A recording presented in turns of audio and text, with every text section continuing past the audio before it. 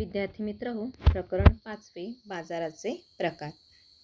या प्रकरणामध्ये आपण बाजाराची व्याख्या आणि वर्गीकरण पाहणार आहोत.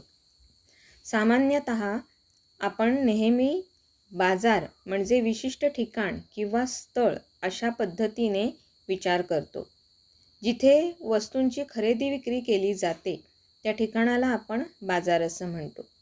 काही विशिष्ट वस्तूंची खरेदी विक्री केली जात असेल तर त्याला आपण त्या पद्धतीने नाव देतो, जसं की कापड बाजार, भाजी बाजार या पद्धतीने. मात्र अर्थशास्त्रात बाजार म्हणजे एक विशिष्ट ठिकाण नसून अशी व्यवस्था आहे की ज्यामध्ये विक्रेते व ग्राहक प्रत्यक्ष किंवा अप्रत्यक्षरित्या एकमेकांच्या संपर्कात येतात आणि वस्तूंची देवाणघेवाण करतात.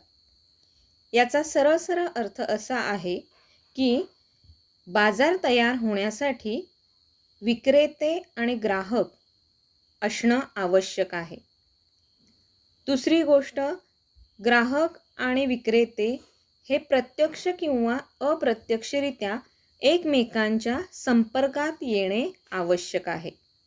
आता इथे बघा, प्रत्यक्ष याचा अर्थ आपण काही वेळेला दुकानात जाऊन जी वस्तू खरेदी विक्री करतो त्यावेळेला आपला आणि विक्रेत्याचा प्रत्यक्ष संबंध येतो.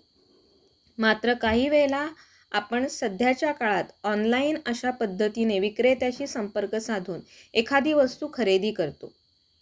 या अप्रत्यक्षरित्या वस्तू खरेदी केल्या तरीही आपण बाजारामधून वस्तू खरेदी केल्या अशा प्रकारची संकल्पना अर्थशास्त्रात मांडलेली आहे. याचा अर्थ बाजार तयार होण्यासाठी ग्राहक आणि विक्रेते असणे आवश्यक आहे. त्या दोघांमध्ये संपर्क साधला जाणे आवश्यक आहे.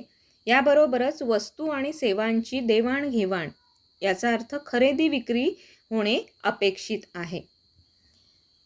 या सर्व वैशिष्ट्यानुसार ऑगस्टिन कुर्नो या अर्थशास्त्रज्ञांनी बाजाराची व्याख्या केलेली आहे. ते असे म्हणतात, ज्या ठिकाणी वस्तूंची खरेदी विक्री केली जाते अशी एखादी विशिष्ट जागा म्हणजे बाजार नसून असा संपूर्ण भूप्रदेश की ज्यात खरेदीदार विक्रेते यांचा परस्परांशी इतका जवळचा संबंध असतो की ज्यामुळे एकाच वस्तूची किंमत सर्वत्र सहज आणि लवकर समान होण्याची प्रवृत्ती असते. या व्याख्येनुसार आपल्याला लक्षात येते की बाजार म्हणजे फक्त ठिकाण नाही, तर बाजार म्हणजे असा सगळा भाग की जिथे खरेदीदार आणि विक्रेते परस्परांशी संपर्क साधू शकतात. आज परस्परांशी संपर्क साधण्याची अनेक माध्यमं आपल्याकडे उपलब्ध आहेत आणि त्यामुळे बाजाराचा असणारा भाग, भूप्रदेश खूप मोठ्या प्रमाणावरती व्यापक झालेला आहे. आपण आज अगदी घरी बसून सुद्धा खूप लांबवरच्या विक्रेत्याकडून एखादी वस्तू खरेदी करू शकतो. जर आपण एखाद्या विक्रेत्याकडून वस्तू खरेदी करत असो, आपला त्याच्याशी परस्पर जवळचा संबंध निर्माण होत असेल आणि वस्तूची किंमत ही सर्वत्र सारखी होण्याची प्रवृत्ती या माध्यमातून शक्य असेल तर खूप लांब असणारा विक्रेता हा आपल्या एकाच बाजारपेठेचा घटक आहे असेही म्हणता येते. याचा अर्थ बाजार तयार होण्यासाठी भूप्रदेश, जागा असणं महत्त्वाचं नाही आहे, तर विक्रेते आणि ग्राहक एकत्र येऊन खरेदी विक्री करणे हे महत्त्वाचे आहे. दुसऱ्या व्याख्येमध्ये असं म्हटलेलं आहे की बाजार हे संभाव्य ग्राहक आणि संभाव्य विक्रेते यांच्यातील परस्पर संबंधांचे एक जाळे आहे. ग्राहक आणि विक्रेते यांच्यामध्ये परस्पर संबंध निर्माण होऊन जेव्हा खरेदी विक्री केली जाते त्यावेळेला बाजार निर्माण होतो. या सर्व व्याख्यानुसार आपल्याला काही गोष्टी लक्षात येतात की बाजार निर्माण होण्यासाठी एक ग्राहक आणि विक्रेते असणे आवश्यक आहे. वस्तूंची खरेदी विक्री होणे आवश्यक आहे. वस्तूची एक निश्चित अशा प्रकारची किंमत ठरविली जाणे आवश्यक आहे. ग्राहक आणि विक्रेते यांच्यामध्ये परस्पर जवळचा संबंध निर्माण होणे आवश्यक आहे आणि वस्तूची किंमत किती आहे, ती कुठे उपलब्ध आहे, त्याची खरेदी कशी करता येते, त्याची विक्री कशी करता येते, या सर्वांबद्दलचे ज्ञान अर्थातच बाजारविषयक ज्ञान हे विक्रेते आणि ग्राहक या दोघांनाही असणे आवश्यक आहे. या सर्व संकल्पनेवरून आपल्या असं लक्षात येतं की बाजार म्हणजे ठिकाण नसून ती एक रचना आहे की या रचनेमध्ये ग्राहक आणि विक्रेते एकत्र येऊन परस्परांशी संबंध निर्माण करून वस्तू आणि सेवांची खरेदी विक्री करतात. अर्थशास्त्रामध्ये बाजार या संकल्पनेचे अनेक पद्धतीने वर्गीकरण केलेले आहे. बाजारांचे वर्गीकरण करताना 3 पद्धतीने केले जाते. एक स्थळानुसार म्हणजेच ठिकाणानुसार बाजाराचे वर्गीकरण केले जाते. कालावधीनुसार बाजारांचे वर्गीकरण केले जाते. आणि तिसरा स्पर्धानुसार बाजाराचे वर्गीकरण. विक्रेत्यांमध्ये आणि ग्राहकांमध्ये एकमेकांशी असणारी जी स्पर्धा आहे त्या स्पर्धेनुसार बाजाराचे वर्गीकरण केलेले आहे. स्थळानुसार बाजाराचे वर्गीकरण. स्थळ याचा अर्थ ठिकाण. ठिकाणानुसार बाजाराचे 3 भागामध्ये वर्गीकरण केले जाते. स्थानिक बाजारपेठ. स्थानिक बाजार म्हणजे असा बाजार की ज्यात ग्राहक वस्तूचे उत्पादन ज्या ठिकाणी होते त्याच ठिकाणावरून वस्तू खरेदी करतात. स्थानिक बाजारपेठेमध्ये आपल्याला उत्पादक किंवा वस्तू तयार करणारे हे त्या बाजाराच्या अतिशय जवळ राहणारे असतात. त्यांचे उत्पादन बाजाराच्या जवळच केले जाते आणि तिथूनच आपण त्या वस्तू खरेदी करतो. अशी जी बाजारपेठ आहे त्याला स्थानिक बाजार असे म्हणतात. काही वेळेला गावामध्ये वस्तू तयार करणारे त्याच गावामध्ये त्या वस्तूंची विक्री करत असतात. ग्राहकांना वस्तू गावामध्येच तयार होत असल्यामुळे तिथल्याच बाजारपेठेमध्ये उपलब्ध होतात. असे जे बाजार आहेत त्यांना आपण स्थानिक बाजार असे म्हणू शकतो. राष्ट्रीय बाजारपेठ. राष्ट्रीय बाजार हा देशांतर्गत बाजार होय. प्रत्येक राष्ट्रीय बाजारपेठेला त्या देशातील नियम लागू होतात. राष्ट्रीय बाजार देशातील बाजार आहे. देशातील सर्व बाजारपेठेवरती सरकारचे नियंत्रण असते. किमतीच्या संदर्भात, वस्तू विक्रीच्या संदर्भामध्ये किंवा ग्राहकांच्या असणाऱ्या संरक्षणाच्या संदर्भामध्ये सरकारचे विविध नियम असू शकतात आणि या सगळ्या नियमांचे रचना जी आहे ती रचना विचारात घेऊन राष्ट्रीय बाजारपेठ काम करत असते.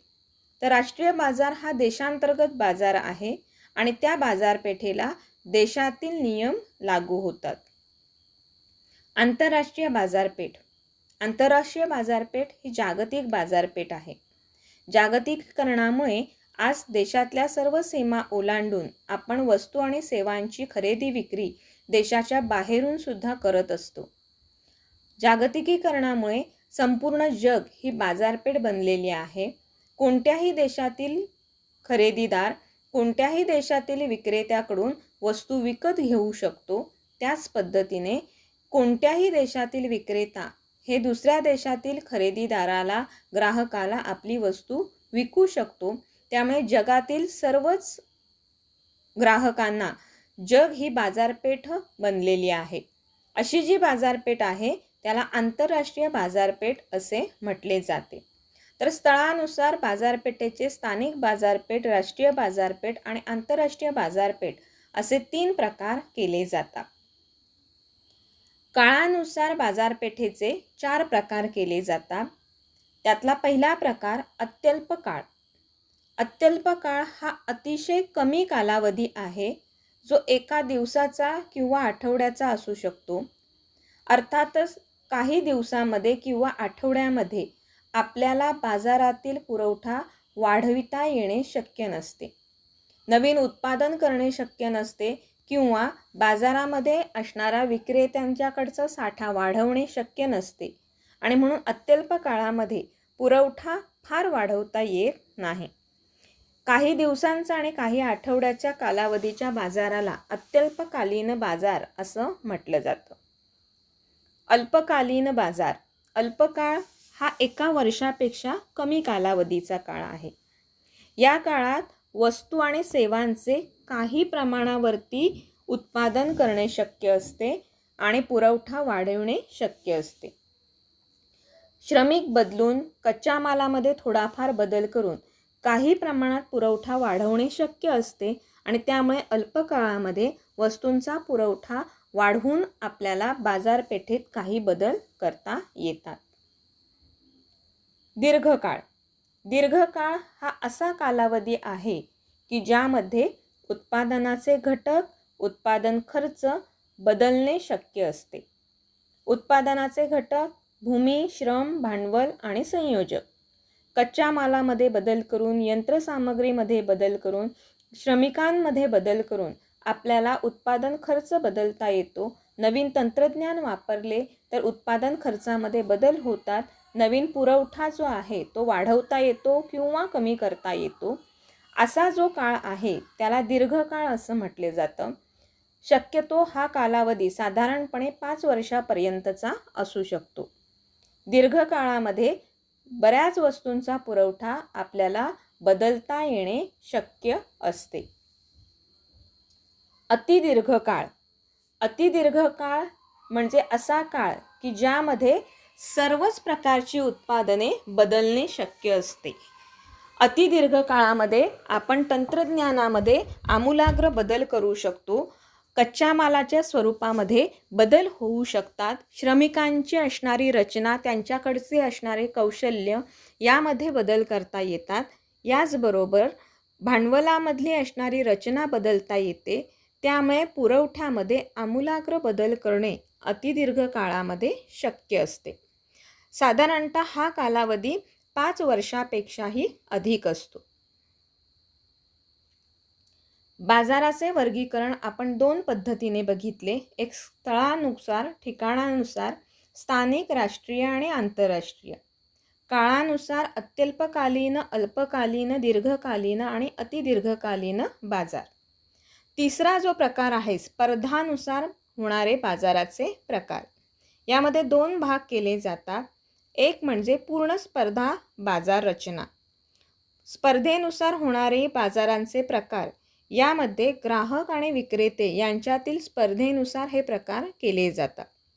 ग्राहकांची एकमेकांशी असणारी स्पर्धा ही कमीत कमी किमतीमध्ये चांगल्यात चांगल्या वस्तू मिळवण्यासाठी असू शकते. पण महत्त्वाची स्पर्धा ही विक्रेत्यांमध्ये असते. विक्रेत्यांना नफा मिळवायचा असतो आणि नफा मिळवण्यासाठी ते एकमेकांशी स्पर्धा करत असतात. मग ही स्पर्धा जास्तीत जास्त ग्राहकांना स्वतःकडे खेचून घेण्यासाठीची असू शकते किंवा किंमत जास्तीत जास्त ठेवण्यासाठी असू शकते. या दोन्ही माध्यमातून विक्रेत्यांना नफा मिळतो आणि म्हणून विक्रेते परस्परांशी स्पर्धा करत असतात. या परस्परांशी विक्रेत्यांची असणारी जी स्पर्धा आहे त्यानुसार ह्या बाजारांचे प्रकार केले जातात.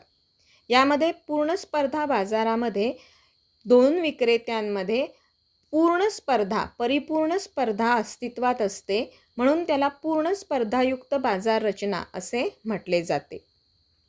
तर अपूर्ण स्पर्धेच्या बाजारामध्ये विक्रेत्यांमध्ये काही कारणामुळे, काही परिस्थितीमुळे असणारी स्पर्धा कमी असते किंवा प्रत्येक विक्रेत्याचे काही ना काही बाजारामध्ये स्वतःचे असे वर्चस्व निर्माण झालेले असते आणि या वर्चस्वामुळे स्पर्धेचे असणारे स्वरूप कमी होते किंवा स्पर्धेमध्ये असणारी तीव्रता ही कमी होते.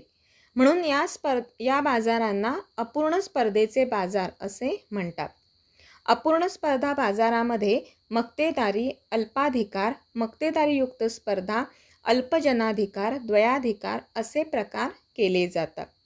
अर्थातच हे दोन्ही पद्धतीचे बाजार रचना ज्या आहेत त्या समजण्यासाठी तुम्हाला या स्पर्धांची, या बाजार रचनांची वैशिष्ट्ये अभ्यासणे गरजेचे आहे. या प्रकरणामध्ये आपल्याला या दोन्ही प्रकारच्या बाजार रचनांची वैशिष्ट्ये अभ्यासायची आहेत. त्यामुळे तिसऱ्या प्रकारच्या बाजार रचनेबद्दल आपल्याला वैशिष्ट्यातून अधिक जास्त चांगल्या पद्धतीने अभ्यास किंवा ज्ञान मिळू शकते.